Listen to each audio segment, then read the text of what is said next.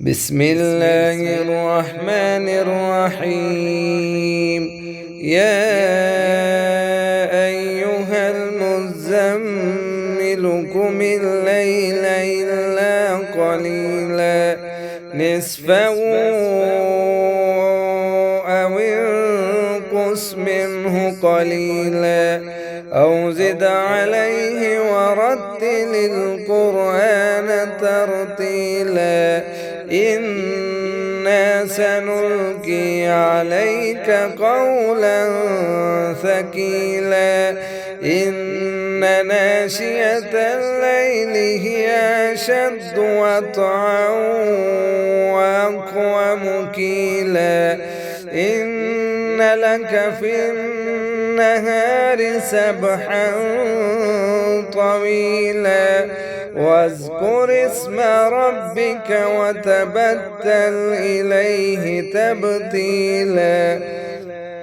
رب المشرق والمغرب لا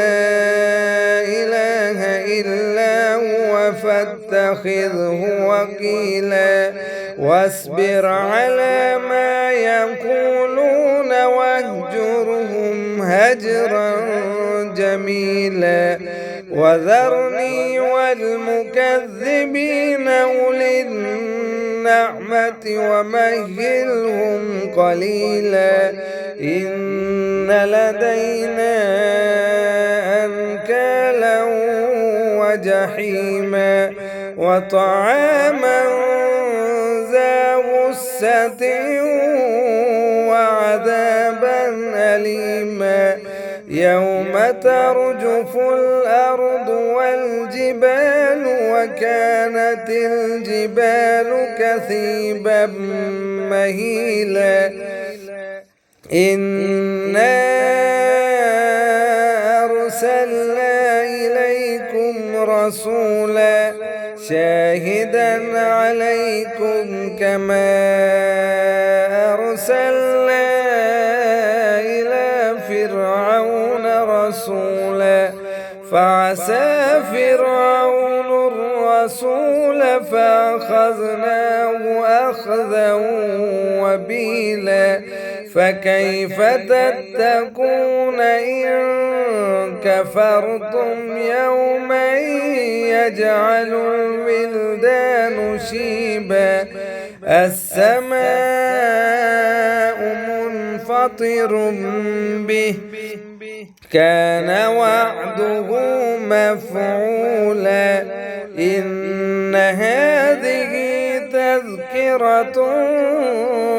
فمن شاء اتخذ إلى ربه سبيلا إن ربك يعلم أنك تقوم أدنى من ثلثي الليل ونصفه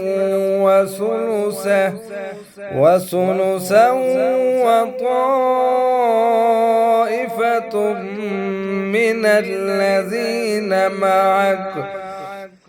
والله يقدر الليل والنهار علم أن لن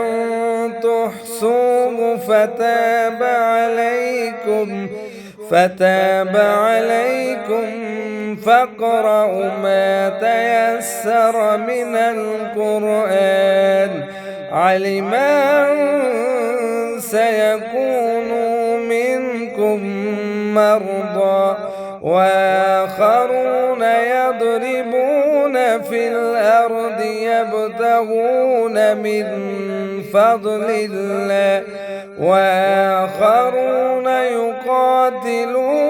في سبيل الله فاقرؤوا ما تيسر منه